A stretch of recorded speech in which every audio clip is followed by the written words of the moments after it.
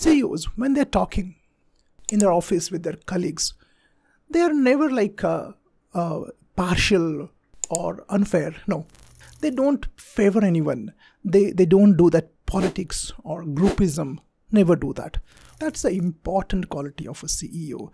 Don't try to be popular. You will never be popular because many will not like you. At the end of the day, if you are popular, the company will shut.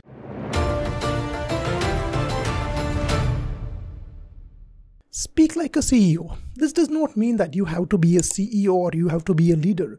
But understand, these CEOs, these leaders have amazing communication skills. I mean, they are so fluent in their English also, as well as they are very mindful about what they're talking. In this video, I'm going to tell you about how to speak like a CEO, how to be a very effective communicator. There are 10 important points that I realized that makes a CEO special. So which are those 10 points? Here I go.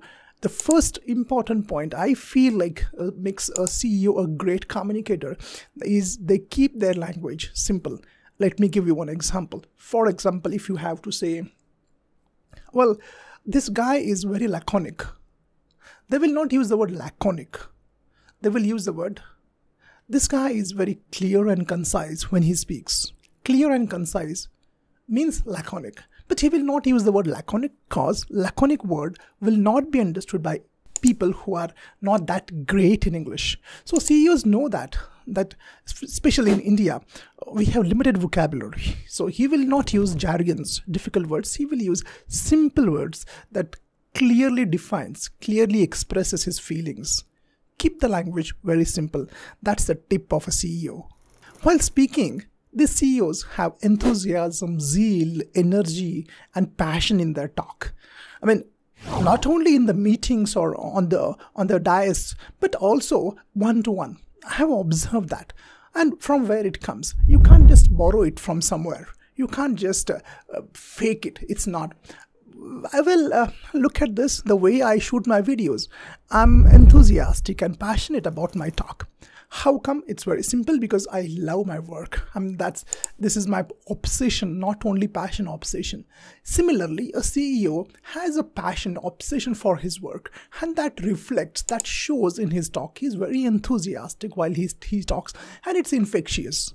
It rubs on you. You know, it's like when you are listening to a person who is enthusiastic, that energetic, that beaming with energy, you get infected. You work more. I mean, you get that motivated. That is a very good quality of a CEO. They are enthusiastic when they speak. And when you're listening to enthusiastic speakers, I mean, problem doesn't remain a problem. You start getting solutions for the problems because, as I said before, it's infectious. It's called as emotional contagion in psychological terms. So they are very enthusiastic while they speak. CEOs, I have observed that they are great storytellers. Now, storytelling is a method which they use not only on the stage, but suppose they want to convince someone. I mean, it's one-to-one talk or it's a meeting. They use storytelling method. Storytelling method is the most powerful tool to be a great communicator. Well, I'm going to make some more videos about storytelling, but learn the art of storytelling. Learn that. These CEOs are awesome storytellers. See, understand, storytelling is like connecting with the masses and telling those stories which relate with that person, relate with the audience. So instead of giving a very complicated, very dry, very logical message, tell that in the form of a story. And people will connect with it. People like it actually, because this is the way we have been wired. We have been brought up listening stories, and we connect with stories very effectively. So CEOs are great storytellers. As I said, I will make a lot of videos on storytelling. So you will understand how exactly which story to select and how to use that story to connect with your audience.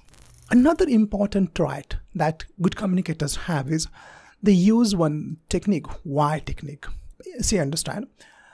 Suppose you are a CEO and you want to tell your your team to do something. Then the team needs a reason behind this. And if you just tell that, okay, go and do that work, that will not encourage, that will not motivate. that will not push them.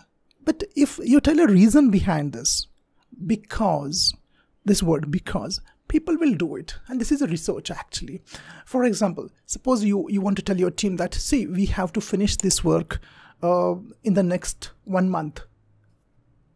Give the reason because whatever the reason is, our client has some issues, our client is going through some problem, our client need this emergently. Sorry, our client need this urgently. Lot of reasons are there. So tell a reason because. When because is there, when why is there, people will do it. People, I don't know how it works, but people do it actually. They just give their 100%. The reason is that because is there. It's a very powerful tool CEOs use.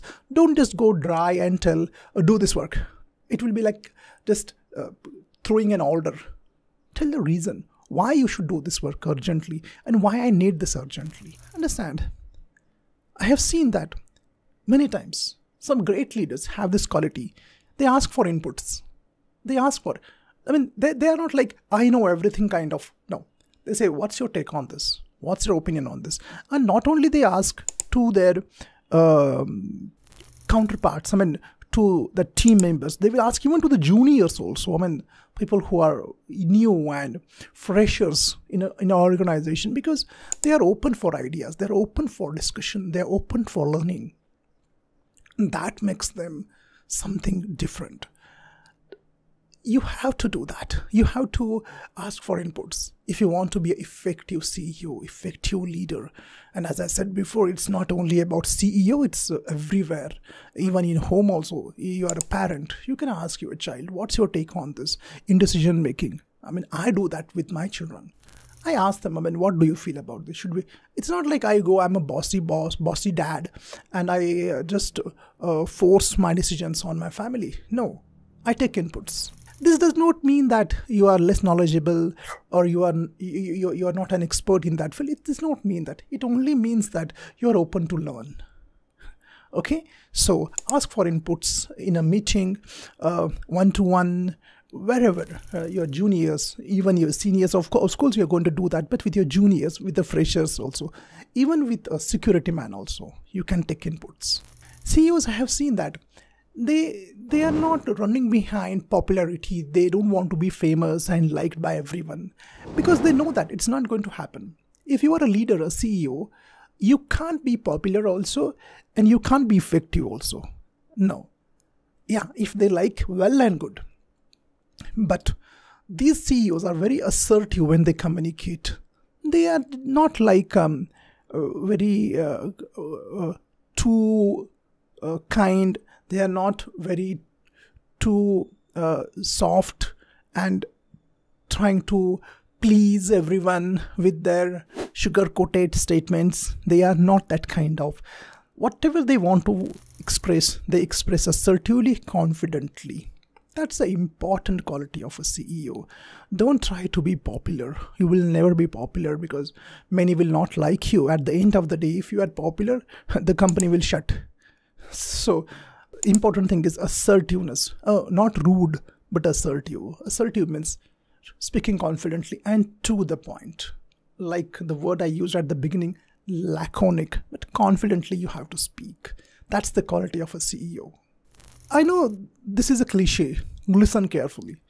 And yeah, CEOs listen carefully, but these kind of listen carefully tips, everyone knows that. And if you do that, but if you are not really interested in the person's talk, if you are not an authentic listener, then people will know that you are phony. You are just faking out. You are not interested in their talk and you are just nodding the head like that kind of thing which you have learned in some listening workshops. So don't do that. Don't do that. Authentic listening is, suppose your close friend is having some real problems in his life and he comes to you and you are listening. That is authentic listening. You are emotionally also involved in that. That is authentic listening. I mean, here you are not trying to apply any tip given in the workshop of listening, and you're just authentic and you're listening him because you are interested in his talk. You are genuinely caring for him. That is, if you care for someone, you will listen to him authentically, and people can figure out whether you are faking or whether you're really listening. CEOs, when they're talking in their office with their colleagues, they are never like partial or unfair. No, they are very clear. They call spade a spade. They're very rational. They don't favor anyone. They don't do that politics or groupism. Never do that. Whatever the right fact is, they are on that side. That's a sign of a great communicator, great leader. These people believe in authenticity. They're very authentic.